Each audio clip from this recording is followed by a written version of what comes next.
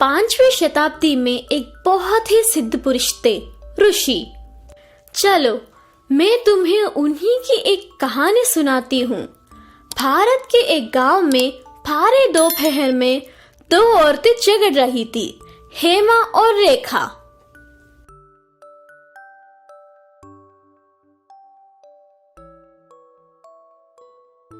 तुम मेरा बेटा चोरी करना चाहते हो? ये मेरा बेटा है, तुम इसे चोरी कर रही हो। उल्टा चोर कुतवाल को डांटे, ये मेरा बेटा है। क्या बहन, क्यों झूठ बोल रहे हो? मैं झूठ बोल रही हूँ या तुम? मैं अपने बेटे के लिए झूठ क्यों बोलूंगी? इन दोनों का झगड़ा सुन कुछ लोग वहां जमा हो गया। उनमें से एक ने सुझाव दिया, तुम दोनों बच्चे की कसम खाओ। मैं बच्चे की कसम खाती हूँ कि ये मेरा बेटा है। बहन, मेरे मुन्नी की झूठी कसम मत खाओ। ये मेरा मुन्ना है। सभी लोग उलझन में पड़ गए कि आखिर ये बच्चा है किसका। अंत में वो दोनों औरतें बच्चे को लेकर ऋषि के पास गईं। ऋषि ने अपने ध्यान पेड़ के नीचे बैठे थे। दोनों ने उन्हें अपनी समस्या बताई। इसका उपाय बहुत सरल है।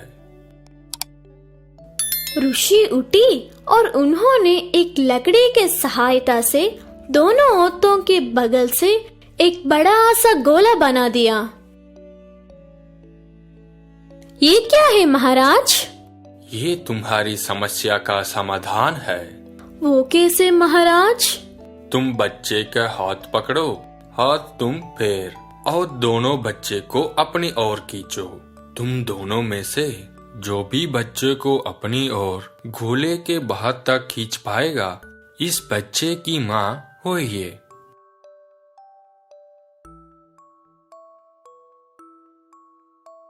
ऋषि के कहने पर दोनों ने बच्चे को खींचना शुरू किया। कभी हेमा उसे अपनी ओर खींचती तो कभी रेखा। ये सिलसिला कुछ देर तक चलता रहा और बच्चा दर्द के मारे रोने लगा। बच्चे को रोता देख रेखा ने उसकी हाथ छोड़ दिया और हेमा बच्चे को गोले के बाहर ले गया।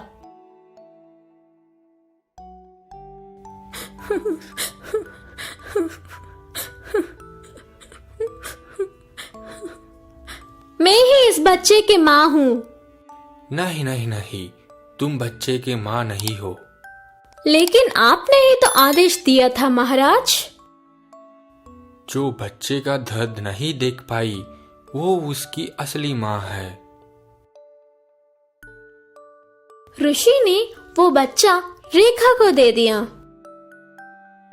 पेड़ वाले शिव जी। बीजलपुर नाम का एक छोटा सा गांव था। नाम तो बीजलपुर था, पर बिजली वहां अक्सर जाती रहती थी। वहां के रहने वाले नाथाराम और उसका बेटा, जिनका नाम था चिंटू, एक रात पास ही के गांव से खरीदी करके लौट रहे थे। इसीलिए उसे अंधेरे वाले रास्ते से डर लग रहा था। चिंटू ने बोला, पापा, कितना अंधेरा है ना, मुझे डर लग रहा है।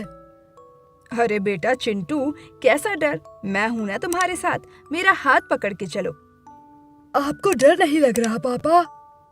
नहीं बेटा, मेरे पिताजी कहते थे कि कभी किसी चीज से डरना नहीं चाहिए, क्योंकि भगवान हमेशा हमारे आसपास ही होते हैं।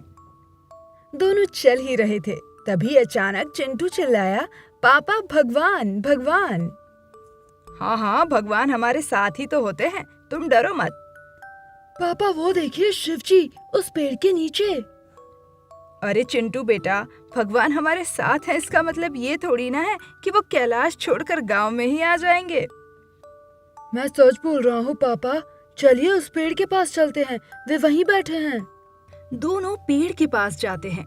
वहाँ सच में जटाधारी हाथ में त्रिशूल लिए समाधि में लीन शिवजी विराजमान थे। दोनों बहुत ही चकित और खुश हो जाते हैं। अरे ये तो सच में शिवजी स्वयं पधारे हैं। प्रणाम शिवजी। ए चिंटू, प्रणाम कर भगवान को। प्रणाम भगवान जी। दोनों सोचते हैं कि ये खबर गांव में बतानी चाहिए, जैसे सब लोग शिवजी के दर्शन कर पाएं। दोनों भागते हुए गांव की तरफ जाते हैं और चिल्लाने लगते हैं। अरे सुनते हो गांव वालों, अरे लालू, एक गोपी, तनिक जल्दी बाहर आओ, भगवान पधारे हैं। पापा, मैं अम्मा को बुला के लाता हूँ। अरे हाँ हाँ, जल्दी जा और अम्मा से कहना शिवजी के लिए जल और प्रसाद भी ले आए। सारे गांव वाले बाहर आ जाते हैं और चिंटू के पापा से पूछने लगते हैं। अरे काहे इतनी रात को चिल्लम चिल्ली लगा के रखे हो भाई, कौनो भूत देख ले हो का? अरे भाई भूत नहीं, स्वयं शिवजी पधारे हैं हमारे गांव में। क्या बोल रहे हो? चलो चलो देखने आते हैं। सब गांव वाले पेड़ के पास दौड़कर जाते हैं और वहां बैठे शिवजी को देखते हैं। ये तो सच में शिवजी हैं, पर ये आंखें क्यों बंद किए हुए हैं? सो रहे हैं का? सो नहीं रहे, समाधि में लीन हैं। पता नहीं है क्या शिवजी कई कई सालों तक तपस्या करते हैं कैलाश पर। सारी औरतें वहां आ जाती हैं, शिवजी को एक एक करके प्रणाम करती हैं और घर से जल, दूध, फल, फूल सारी चीजें लाकर शिवजी के सामने रख देती हैं। एक गांव की औरत बोलती है, शिवजी से तो मैं पप्पू के पापा के लिए नई मोटरसाइकिल मांगूंगी। हाय, मैं तो बस यही मांगूंगी कि मेरी सास को अपने साथ ले जाए। इस बार तीनों खेतों में बारिश हो जाए, बस यही दे दें देवों के देव महादेव। सारे गांव वाले रात भर पेड़ के सामने ही बैठे रहे और शिवजी के समाधि में से उठने का इंतजार करते रहे। पोस्ट मास्टर पोस्ट ऑफिस पहुंचते हैं और चौकीदार से पूछते हैं, सारा गांव इतना सूना सूना क्यों है भाई? अरे मास्टर जी, आपको नहीं पता क्या, गांव में शिवजी पधारे हैं। वो नुक्कड़ वाले पेड़ के पास सब गांव वाले रात से उन्हीं की सेवा में लगे हुए हैं। शिवजी और इस गांव में ये क्या माजरा है? जाकर देखना पड़ेगा। पोस्ट मास्टर जी पेड़ के पास आते हैं और सारे गांव वालों से पूछते हैं, क्यों भाई, क्या चल रहा है? अरे मास्टर जी, आप भी दर्शन कर लीजिए भगवान के। आइए आइए आइए। पोस्ट मास्टर जी पेड़ के पास जाते हैं और देखते हैं सच में कोई शिवजी की तरह ही हाथ में त्रिशूल लिए पेड़ से लगे हुए आंखें बंद करके बैठा है। पर वो पढ़े लिखे थे, उन्हें दाल में कुछ काला लगा। उन्होंने शिवजी को जाकर उठाया, बहुत कोशिश करने पर भी वो नहीं उठे। अरे भाई, कोई मुझे भी जल दे दो शिवजी के ऊपर चढ़ाने के लिए। जल का लोटा शिवजी के ऊपर चढ़ा देते हैं। शिवजी की आंखें खुल जाती हैं। सारे गांव वाले चिल्लाते हैं, बम बम बोले, बम बम बोले। भगवान माता पार्वती को साथ नहीं लाए? हाँ, वो पास की ही गली में होंगी। देखा, माता पार्वती भी पधारी हैं। जय हो शिव पार्वती की। सब लोग शिवजी के पैर छूने लगते हैं। बम बम बोले, बम बम बोले। अरे अरे, ये क्या हो रहा है भाई? काहे हमारे पैर छू रहे हो? आप हम लोगों के गांव में पधारे हैं, हम सब धन्य हो गए प्रभु। हाँ, कल रात को शायद भांग थोड़ी ज्यादा हो गई, इसलिए नशे में पता ही नहीं चला कब इधर आकर सो गया। प्रभु, हमको भी दीजिए न भांग का प्रसाद। प्रसाद? वो तो कल रात को ही खत्म हो गया था। अब कुछ लोगों ने ज्यादा ही पी लिया। और प्रभु, ये कौन? हमारा नाम तो आत्माराम है। भाई, आप हैं कौन और शिवजी के समाधि में बैठे हैं यहाँ? समाधि? अरे नहीं नहीं, मैं तो सो रहा था। कल रात नशे में पता ही नहीं चला कि कब पिछली गली से यहाँ आ गया। और ये शिवजी का भेष क्यों बना कर रखा है भाई? यहाँ सब लोग आपको शिवजी समझ रहे हैं। शिवजी?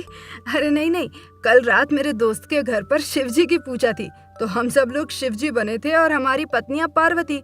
पर पूजा के प्रसाद में भांग पी ली थी, तो शायद भांग के नशे में यहाँ आ गया। मेरी पत्नी मेरा इंतजार कर रही होगी। अरे तुम्हारे भांग के चक्र में बेचारे गांव वाले फंस गए। जाओ भाई जाओ, अपनी पत्नी के पास जाओ।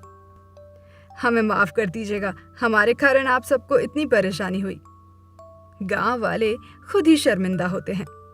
अरे नहीं भाई, तुम्हारी गलती नहीं है। हम सभी बिना सोचे समझे विश्वास कर बैठे। गलती तो हमार है सारी, हमने इन्हें उठाने की कोशिश भी नहीं की और गांव वालों को बुला बैठे। बस हम सबसे माफी मांगते हैं। अरे नाथू, गलती सबकी है, तुम काहे माफी मांग रहे हो? आज एक पाठ हम सब ने सीख लिया कि जीवन में कभी भी बिना सोचे समझे किसी चीज पर जल्दी विश्वास नहीं करना चाहिए। अंत में नुकसान हमारा ही होता है। सारे गांव वाले हंसने लगते हैं। और ये तो बिल्कुल आपने सही कहा मास्टर जी, आगे से सीख ध्यान में रखेंगे। चलिए शिव जी, अब आप भी पार्वती माता के पास जल्दी जाइए, नहीं तो वे क्रोधित होकर यहीं ना आ जाएं। आत्माराम भागता है और सारे गांव वाले हंसने लग जाते हैं।